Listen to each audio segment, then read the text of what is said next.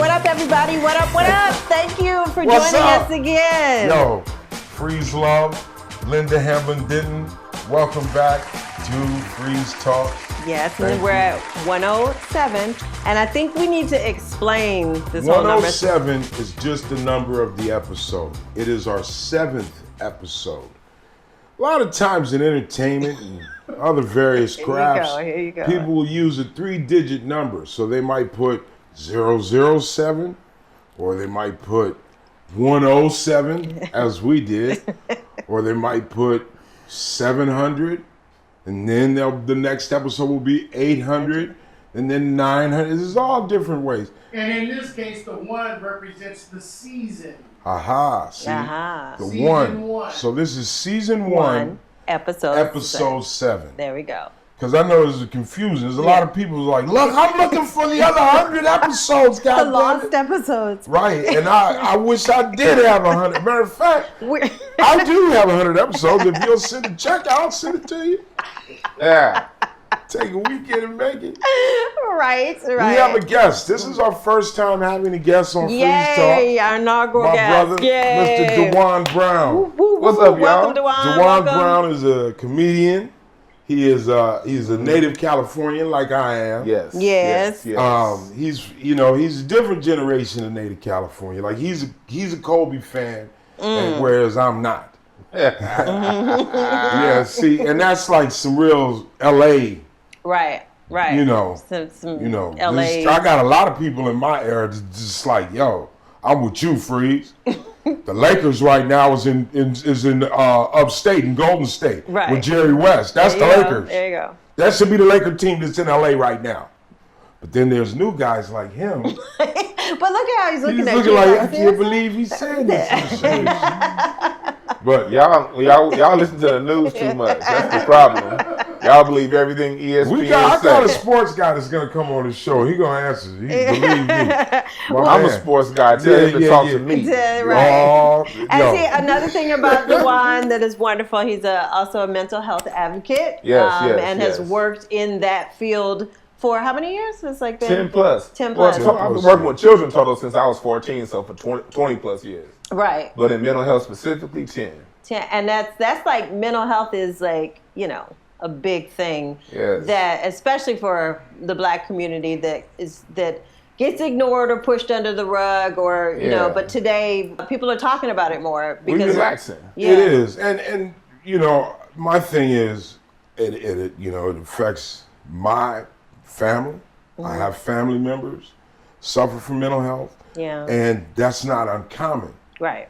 It's the belief is that it's uncommon. People believe this is uncommon.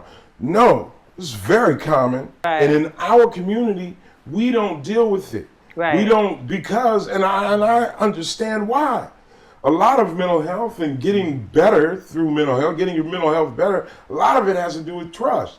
Yeah. And we have a lot of trust issues, rightfully so. Black people in this country, especially Black people in the hood. Yo, mistrust is always there. It's like, how do I trust you to help me mentally when you are part of the reason I'm fucked up mentally? Yeah, that's true. Like for you, what have some of the experiences that have stood out for you in having to work with parents and kids? Well, really, when working with kids, the biggest person to convince is the parent. Because often the biggest thing with mental health, true working on your mental health means getting back to the truth. The primary reason why you're depressed is because you totally backed off. You believe the lie that you've been told, and you removed so far away from who you really are, you forgot your way, and that gives you that depressed feeling. Right. True mental health is getting back to the truth. And oftentimes in American society, we don't like telling the truth. At all. You know what I mean? We like being lied to. We like being pacified till It's next comfortable. week.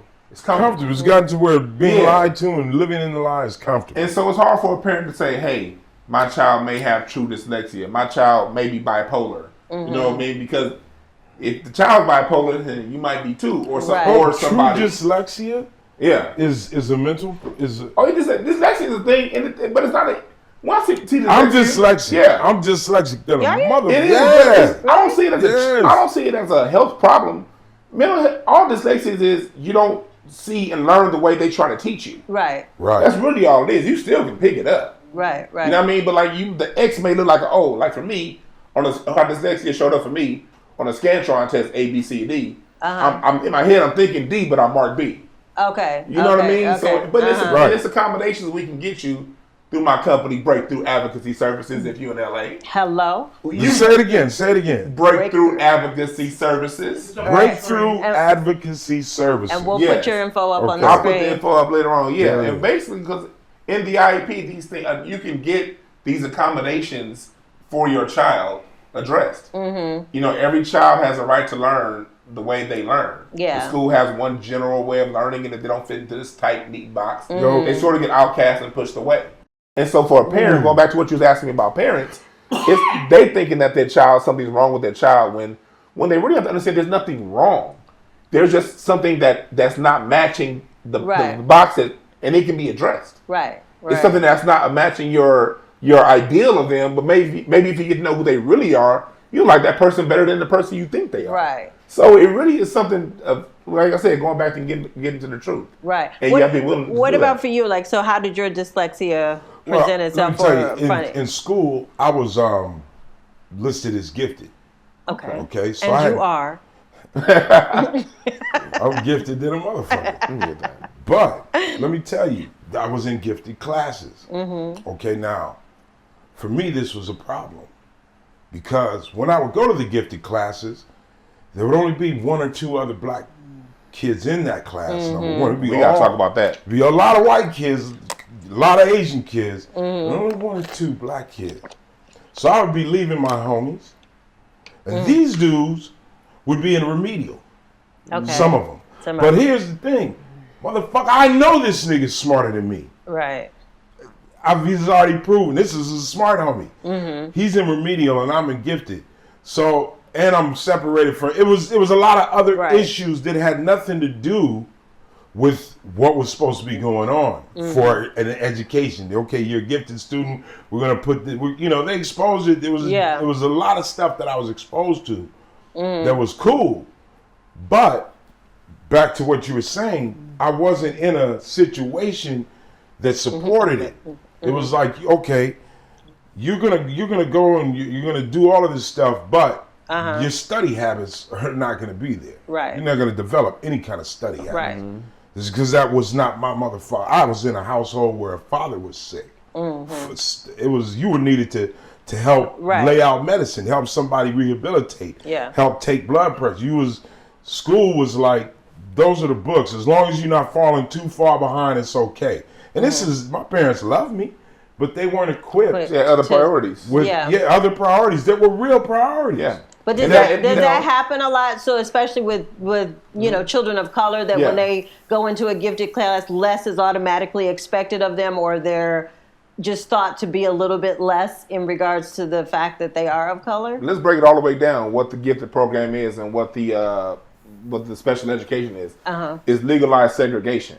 Okay. After Brown versus Board of Education, they had to find a way to keep everybody segregated. Separate, Here's an example. I went to Westchester High School here in LA, class of '99. My wife went to Westchester High School too.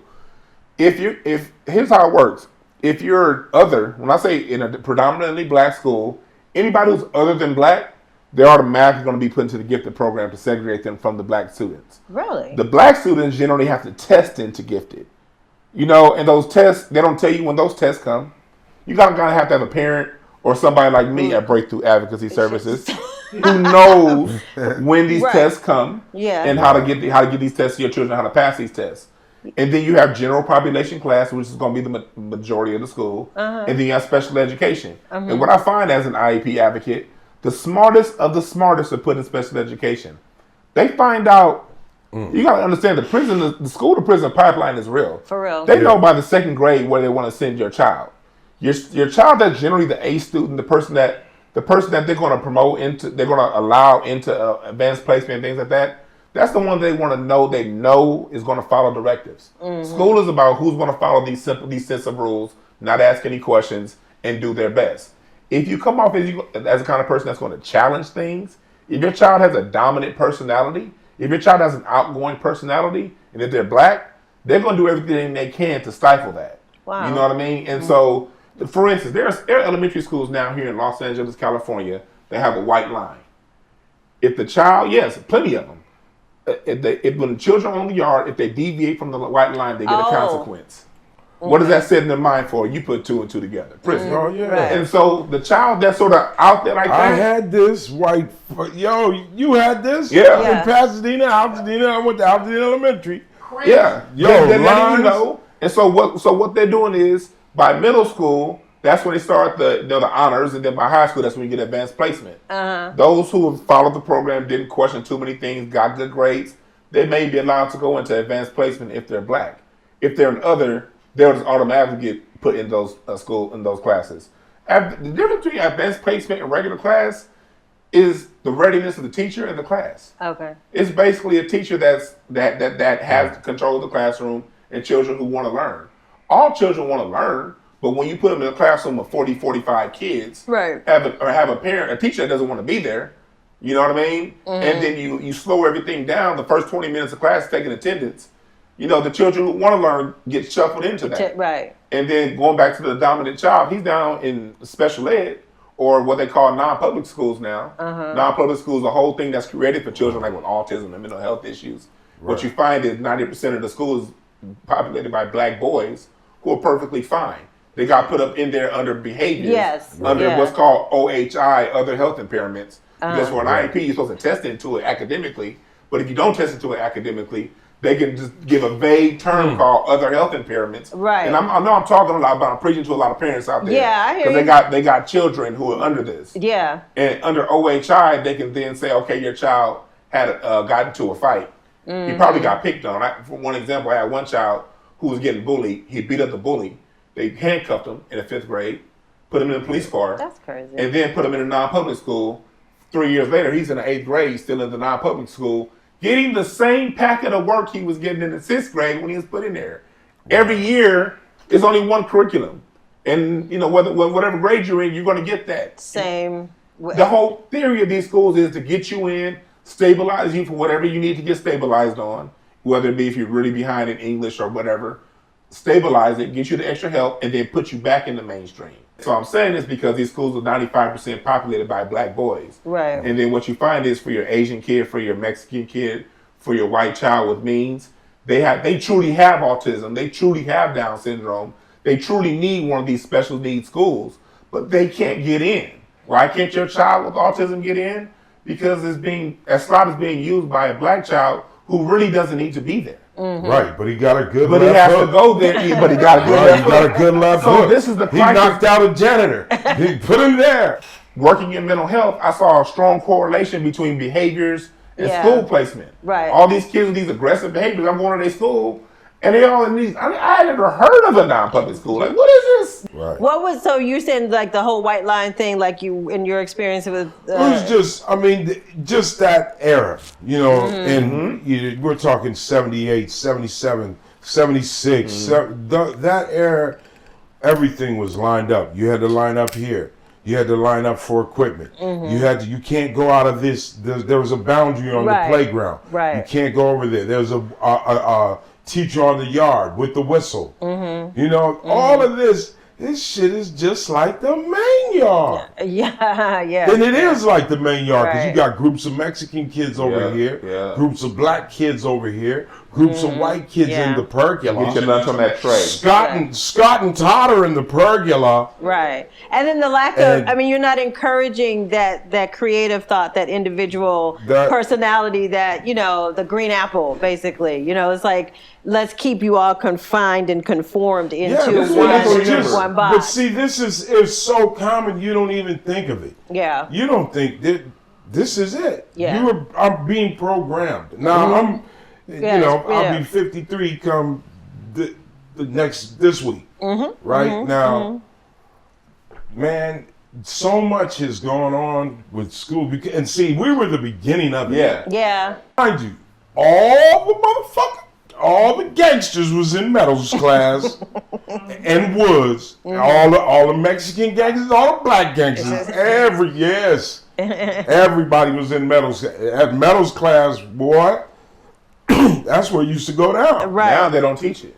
Now they don't teach it. And they didn't teach it. But you see, they didn't teach it because they found out that, wait a minute, that's still too much.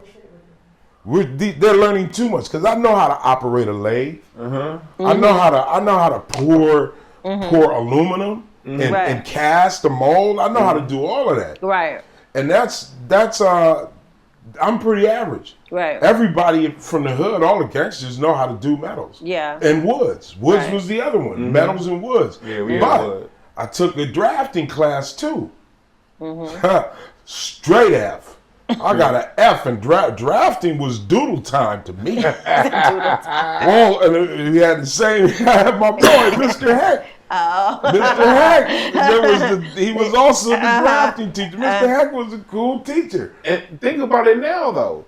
These children don't have that outlet. See, if you learn in math, the way they did it back in ancient Kemet, back in the old ancient African society, you didn't have one just sitting down and looking at a desk. That's not natural. It's not a natural. You sit there and you look at a desk and you learn your fractions, and then you go out to the woods and you cut trees into the fractions you just learned. But we don't do that. Hold on, it was even deeper than that. When you talk about Kemet, you got to remember the way school started. When you go to Timbuktu, the first university in Kemet, Africa, which is now Africa, the original name being Akibulan. You learn a lot when you smoke. Right on. Now check. You got to remember that the schooling took 40 years. Yes. 40 years. Yes. And it wasn't by everyone.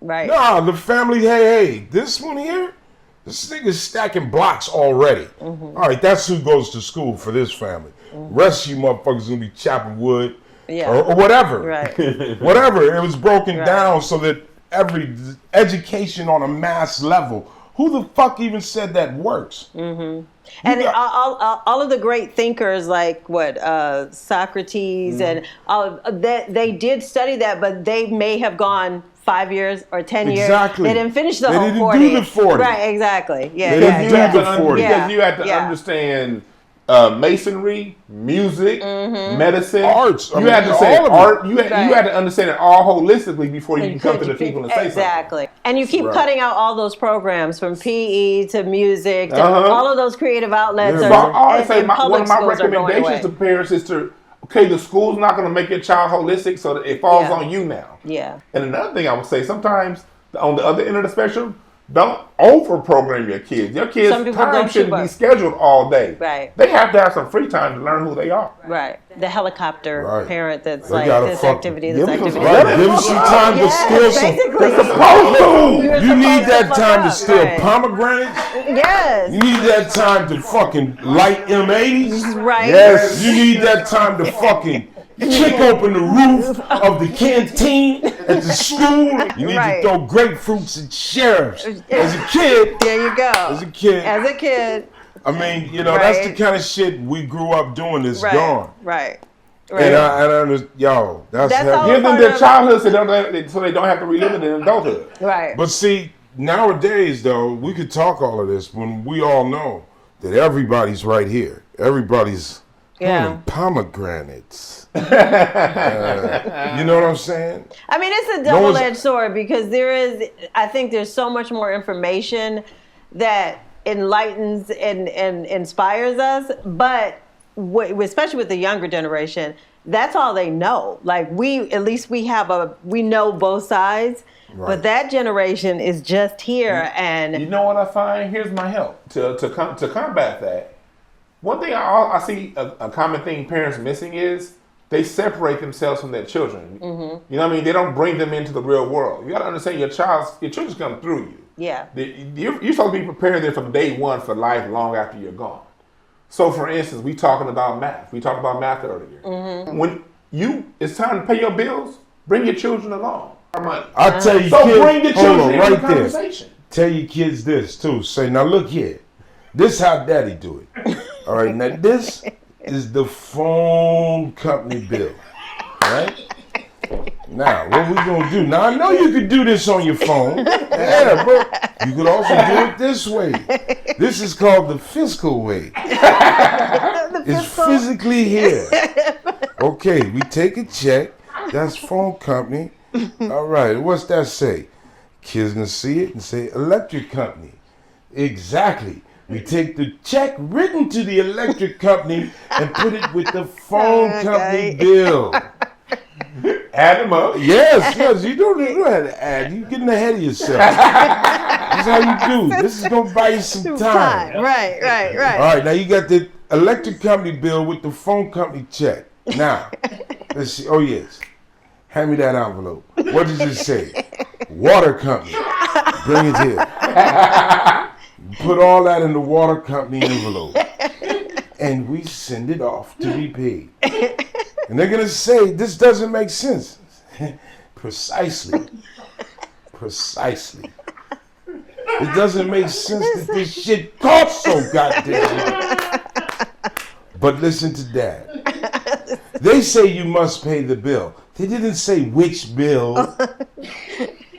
Okay? You must pay the bill. You're attempting to pay. You're trying to pay physically.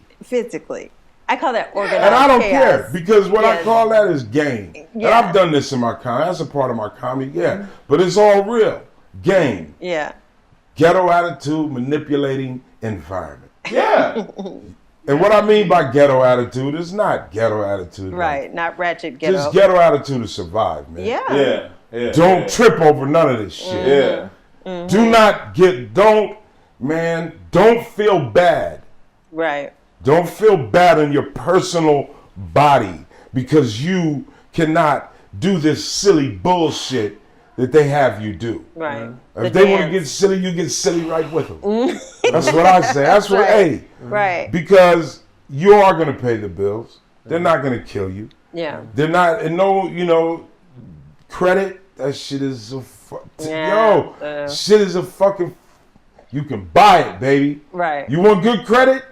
Have your money and come see me. Yeah. I'm going to have you hooked up. Yeah. And that's real. No, you're right. And you try to, if you try to act like that is not real, then you're kidding yourself. Right. Yeah. You're kidding yourself. And it's you this can't time trip of over year. it. Yes. It's this time of year that year. pressure increases greatly, and I would imagine adds to serious amounts of depression. It does. For people. It does. Right. I'm saying, like, this is the solution I'm giving the parents. It's all holistic. It's solving school. It's solving bonding. It's solving big picture. Solving all this in one thing. Yeah. When it's time to pay the bills, you show them how much you make. Show them each deduction. Show them what life is. Okay, make it fun. You know what I mean? Hey, this is a math time. Hey, let's have some fun. Let's add it up. Let's add it up time. You know what I mean? Right. So you know what? Do you want to know why you in math? Let me show you why you in math. You in math class because this is how it is. You know why Mama goes to work every day. Right. This is where Mama goes. Mama's going to earn this amount of money. But this amount of money it costs to live life. Right. But you see how important it is to add these numbers up and get these numbers right.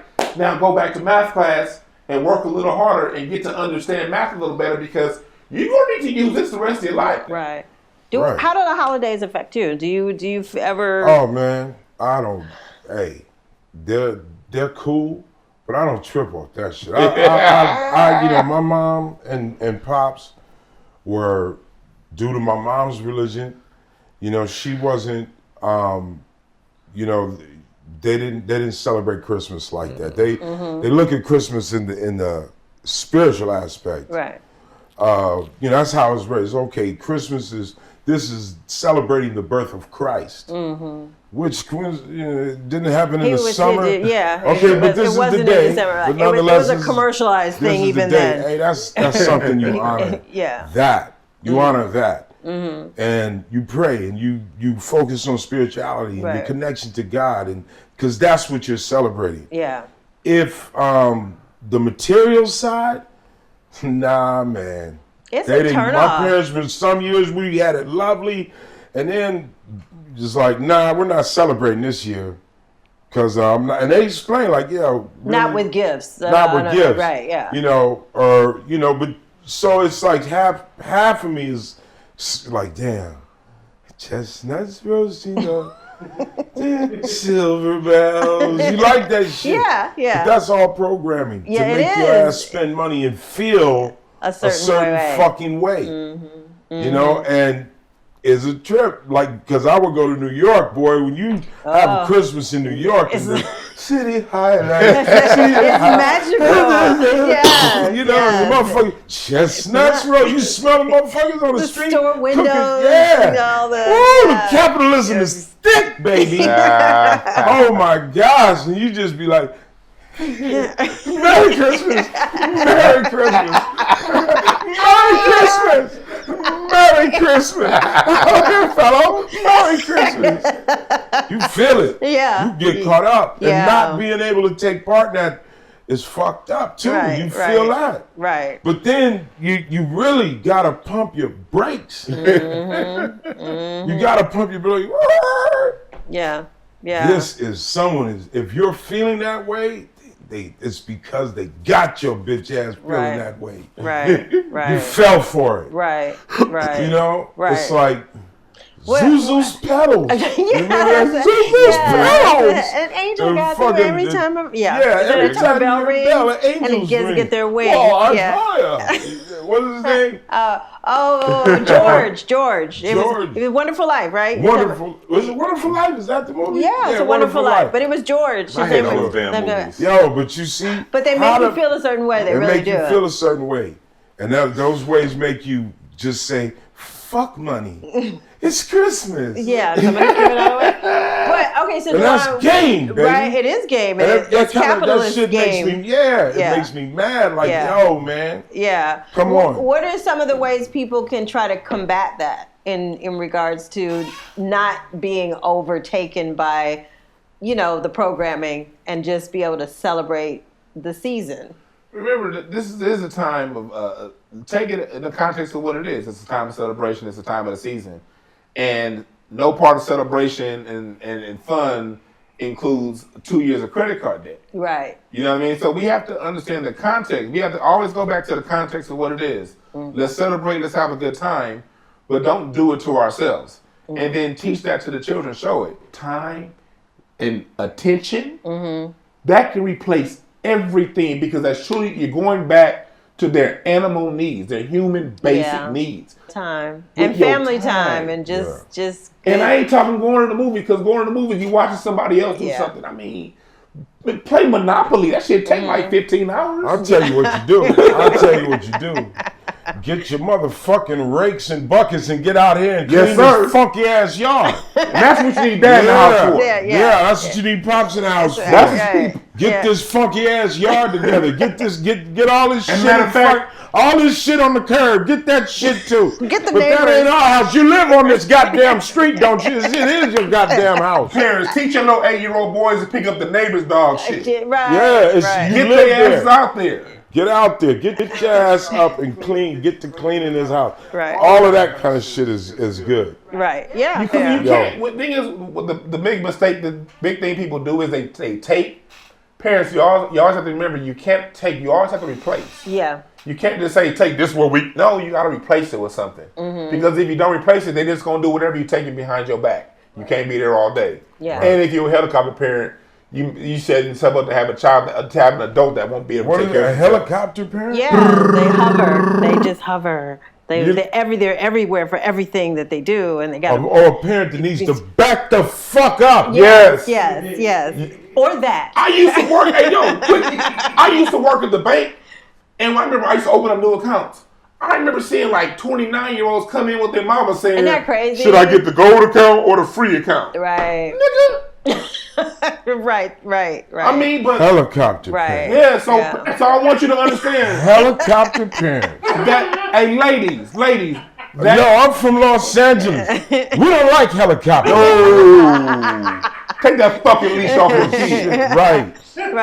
Yeah. It goes back to last week when I was saying, take an ass whoop. That's the problem. Yeah. People are afraid to take ass. everything's avoid take, man.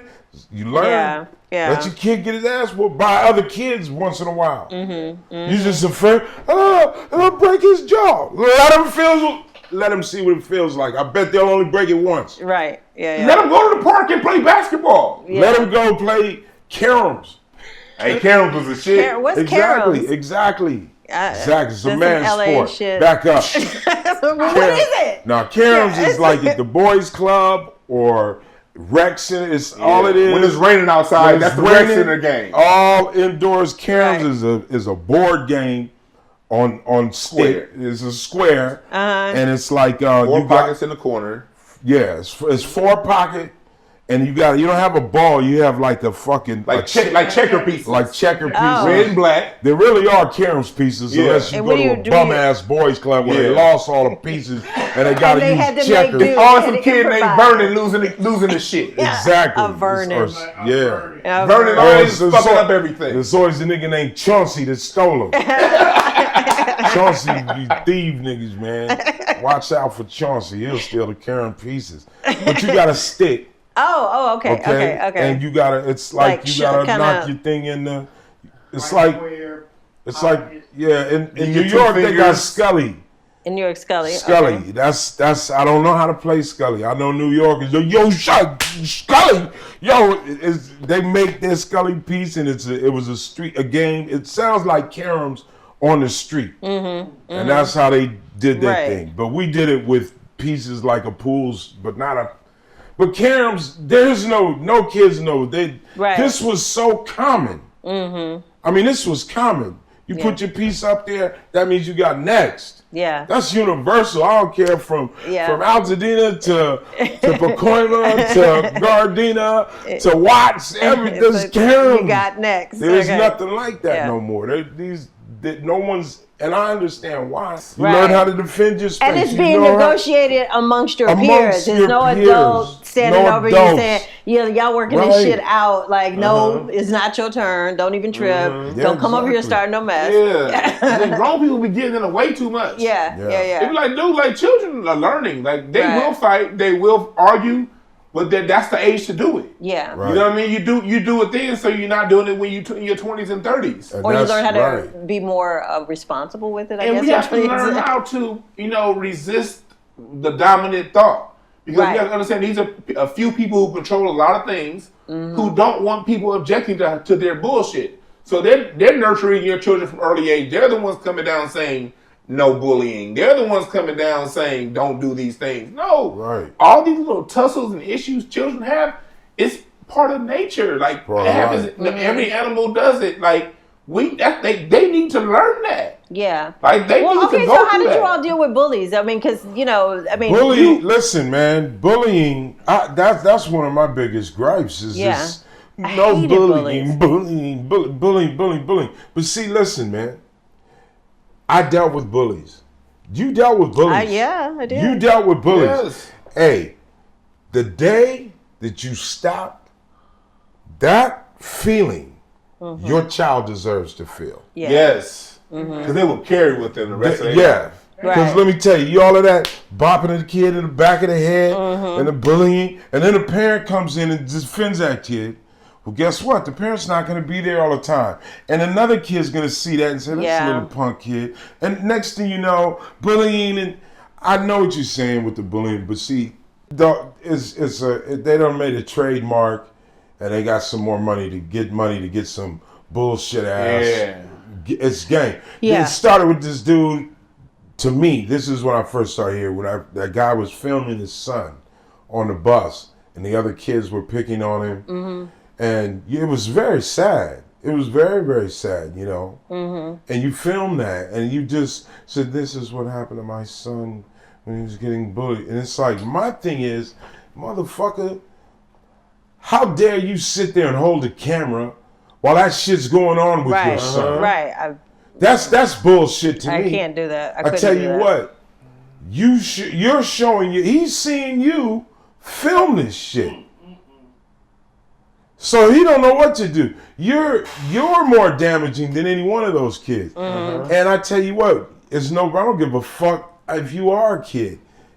I'll beat your ass if it comes to my kids. Right. Kid, adult, whatever. That's my position as father. That's your position as mother. You're supposed to protect your kid. Yeah. Okay, and you're supposed to teach your kid to learn how to protect themselves. Physically. Right. Yes, physically. Because that is a part of it. Yeah, it's a part of it. Somebody comes in this house right now swinging. Yeah. You got to learn how to get up and defend yourself. That's part of being a human being on this planet. And what you said, though, about what you learned from it, because I remember standing up to a guy in our neighborhood, and to this day, I remember the feeling of being fed up and saying my piece, and he left me the fuck alone. Exactly. You know, so... like you said. Because that's how you deal with the bully. Yeah. You don't tell somebody, I'm getting me the bully. You tell the bully, hey, motherfucker, it stops today. Yeah. Yeah. Because the classic bully is going to, okay, on to the next. Yeah. Until he gets the one that really whoops his ass. Right. Then he's going to understand. Yeah. That's his process. But remember that bully, that's a hurt child too. Exactly. He's doing this because his situation is fucked up. This is what he knows. Yeah. So it's two people that are being hurt when this is occurring. Right. And kids will figure that shit out Right. without your helicopter ass. Exactly. You see, life, you're going to get punched in the face. Someone's going to steal on you. Wow. Do you lose all composure? No. You have to deal with this. This is life. So that's why all of that, it's martial. I think a lot of people, because I had a friend that was like, well, I'm teaching my kid how to go up there and how to fight, and he's going to learn, he's going to learn how to fight. He says, I know he's going to go crazy when they hit him in the face, because I go crazy. It's like, yeah, exactly. You're missing the whole point. You need to go with him. Right. You need to go with him. Yeah. Take one to the face, man. You get punched in the nose, it fucks you up at first. Yeah. Like, you got to sneeze. You got all of that shit is going on. You leaking. Hey, but guess what? If you don't start swinging, you're gonna get hit again and again and again and again and again. Right. And this is life. Right. That's a little short clip of what this is. Yeah. And I mean, back to mental health though. Right. Here we are. It's that season. We talked about a lot of stuff. Thank you so much for coming. But really, I remember what made me want to bring you on this show is I a lot of times, especially in this city, you see people wandering around. Right. You see people that are mentally sick, and they're going wild. They may do something violent. They may, I see these people, and I hurt because it's like, man, I know this person's not a bad person. Right. This is a person that is going through something mentally. Yeah. What happens?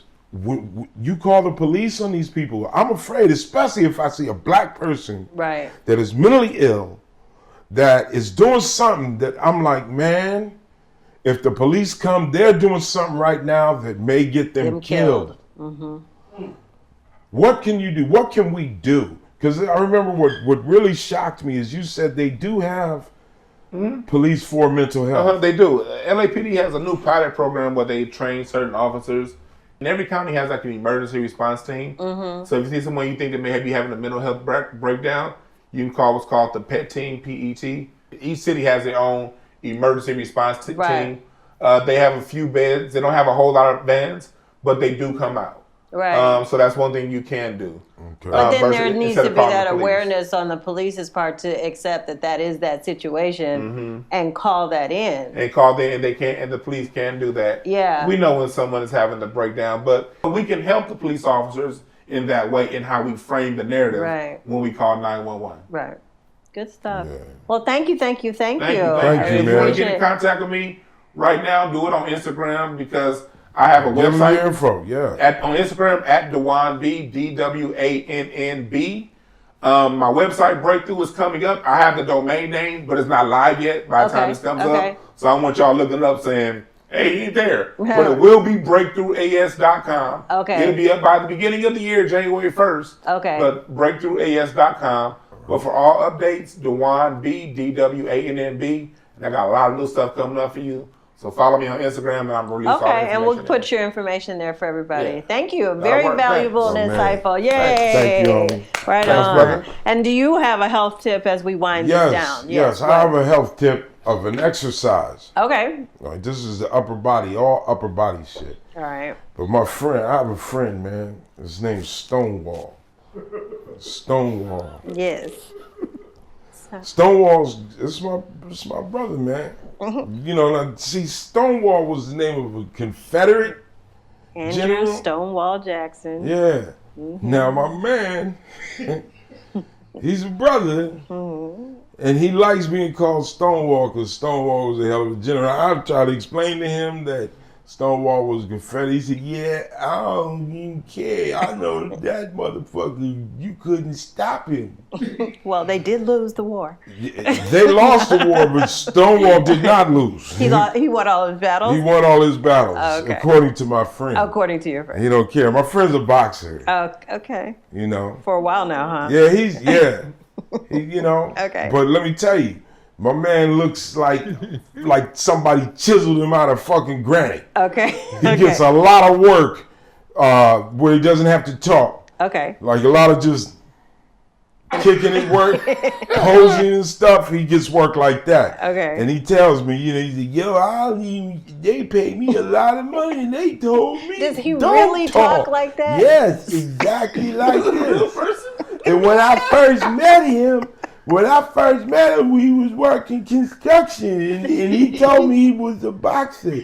And he told a joke. He said, "Yo, man," he said, "Do you know what it sounds like to be knocked out?" And I was like, "You mean what it feels like to be knocked out on me?" He said, "No, what it sounds like." I was like, no one had ever asked me, do I know what it sounds? I was like, nah, I don't know. And he walked away. He walked the fuck away. I was like, yo, this dude is, you know, he's missing a few buttons. You know what I'm saying? He's not the sharpest knife in the drawer. All of that shit applies. Uh-huh. You know, the lights are on, but nobody's home. Right. My man comes up an hour and some change later and just gets like right in my face and goes, "Hey,